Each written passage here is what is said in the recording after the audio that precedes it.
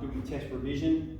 So I've got all solutions up for the things that I've given you. So the 2018-2019 tests, you'll find them on the Google Drive now. And the exam booklet, I've scanned that through and uploaded that too. Okay, so I recommend doing all of that. And definitely the review sets. Okay, so if you're getting a good synthesis of those, then you're going to be very well prepared for the test. Firstly, let's talk about this question because it popped up for the boys yesterday. It's in the 2018 test. It's question 6, part 4. All right, so I've never seen anything like this before, and I'm not going to ask it, but I am going to explain how we can solve this. So what it tells you, okay, what I've got in red is the graph of f of x. And it says, now graph over the top of it, f of x take x. Okay, f of x take x. And the other thing we're told is that as x approaches infinity, that this is an asymptote, that it approaches the line y equals x. Okay, so graph f of x take x. And we can be a bit clever with this, all right? What we can do is just use the coordinates that we're given. That's what we should start with, okay? So if it says f of x take x, that means it's the y coordinate, take away the x coordinate. All right? So here I've got the y coordinate is -2, and I'm going to take away the x coordinate. I'm going to have the y coordinate, take away the x coordinate, I have -2 plus 2, I have 0. So this coordinate is going to be at 0 on the x-axis. Okay, that's where that coordinate goes. If we think about the second one, I'm going to do the y coordinate, take away the x coordinate. All right, so it's going to be 1, take away -1. All right, the y value, take away the x value, 1, take away -1. This becomes 2. So this is being shoved up here. Notice how the x value doesn't change. The x value is staying the same, but we're just working out what's the y value, what's going to be the new y value. All right.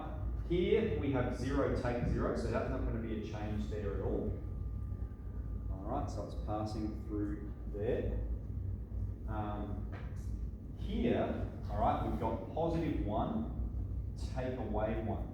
+1, take away 1. And so that's going to be 0, isn't it? 1 take 1 is 0, so that point's going to be there. All right, so if you want, you can just put these dots on there. And then you can think about in between here, right? Over this interval, the y value is less than the x value. And I know that because over this line, the x value equals the y value. That's what's happening over this line. Okay, if it's going to be above the line, over this region, the y value is larger than the x value. If it's under this region, the x value is larger than the y value. So if we do a y value take away an x value, because it's larger, it's going to put us in the negative region. Okay, so that's going below.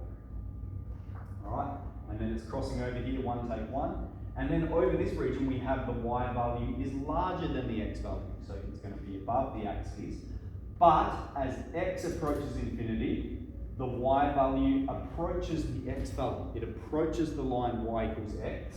All right, that's the equation of this dotted line here.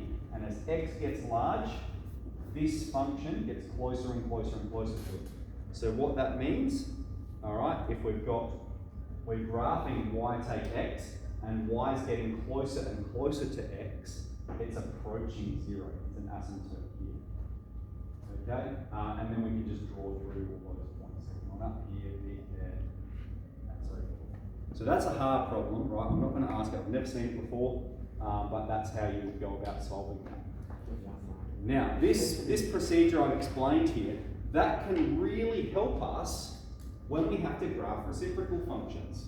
Okay, so we were struggling with some of the ones where we had to graph the reciprocal functions when we didn't have our calculator and we couldn't rely on it. Okay, so I will tell you, there is, in the test, you're going to be presented with a graph. All right, it's a quadratic, so it's nice and easy. All right, so then you could just get the equation of the quadratic and put it in your calculator, although I'm not giving you the equation. And then you're required to graph, f of x and f of the modulus of x and 1 on f of x. So you're required to graph those three. All right, so when it comes to this, you can just use the coordinates as well. All right, So, you know, if this is the function, if we think about the red is the function again, and I need to graph 1 on f of x, all right, 1 divided by f of x. This coordinate here, which is currently has a y value of -2, all right, so we've got y equals -2, and this is going to be the new function. It's going to be y equals 1 on -2, y equals -half. So now that coordinate is not there, it's going to be up here. All right, so you can think about it in terms of the coordinates that are given there. And even if there's no scale, you can impose one over the top of it. All right, so you can use coordinate geometry to help you develop it. So that's the sort of tip I wanted to give you. Okay, so two processes: you can find the equation of the graph from the quadratic that's given to you and just put it in your calculator that way, or you can think about it using coordinate geometry.